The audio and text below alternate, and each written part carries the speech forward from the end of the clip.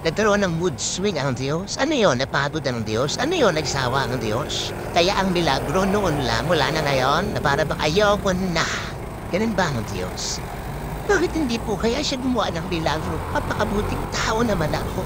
Baka nga isa na tayo sa mga nagsasabi na rin ngayon ng sinabi ni Nora Honor noon, walang hibala. Kung ang Diablo nga hindi tumitigil, ang Diyos pa kaya?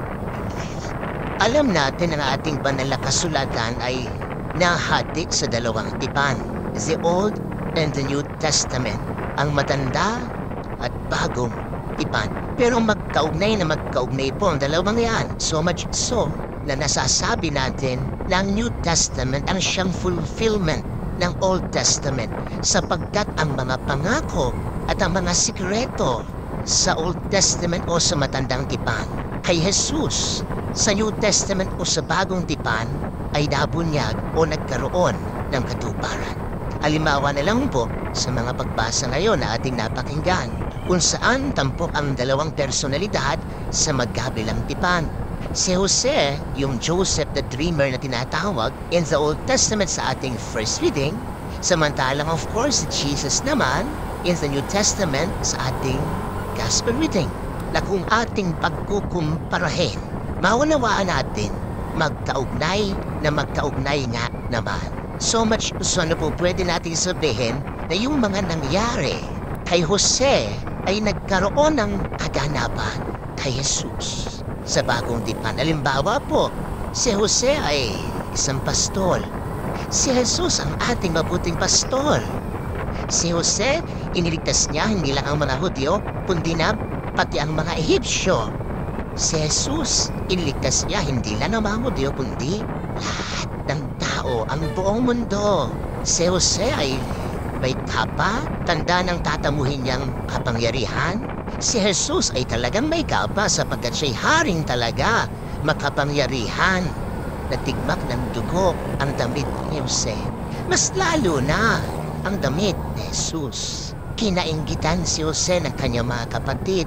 Mas lalong kinainggitan si Jesus ng kanyang mga itinuring na higit pa sa kanyang mga kapatid.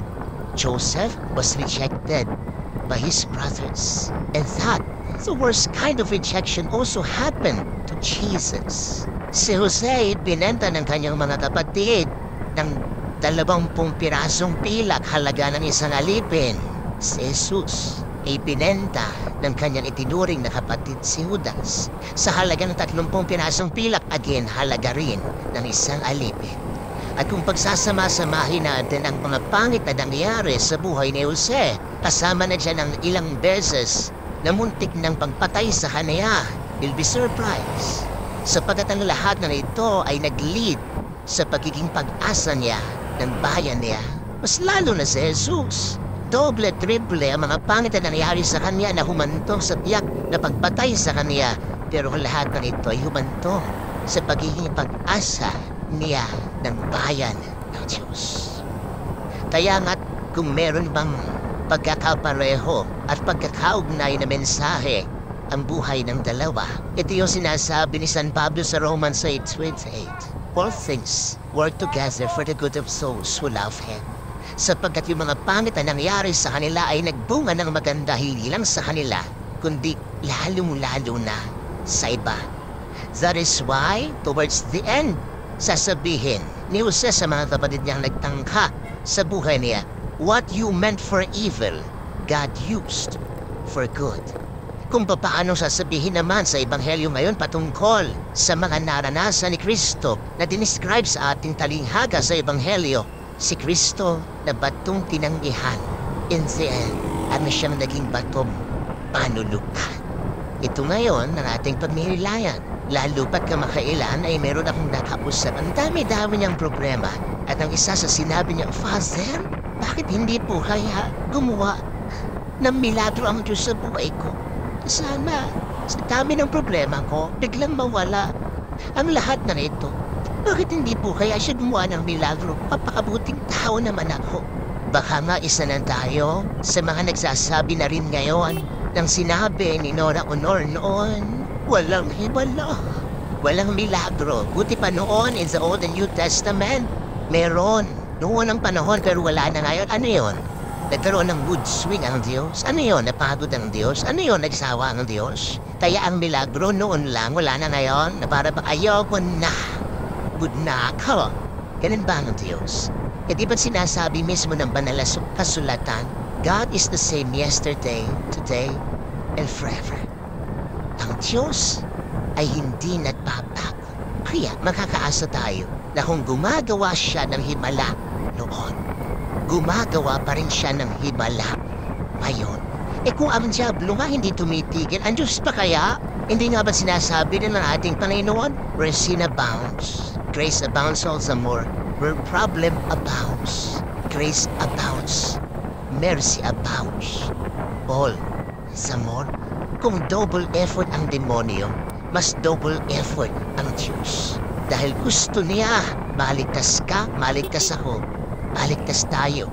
Ang sabi ko lang dun sa nakausap ko, siguro, pag sinabing milagro, ay gugrupo natin at least sa dalawa ito na pwedeng asahan natin mula sa Diyos. Lalo pat kung nagpapakabuti tayo at naniniwala tayo.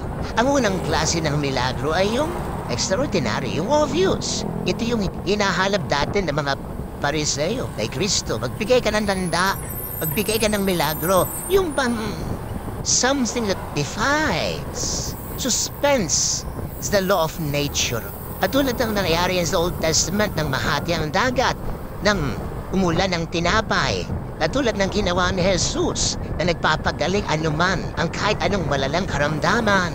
Yung pagpaparami niya ng ilang tinapay at isda para pakanin ng libo-libo, yung pagbuhay niya ng patay, ay bongga yan. Talagang milagro yan.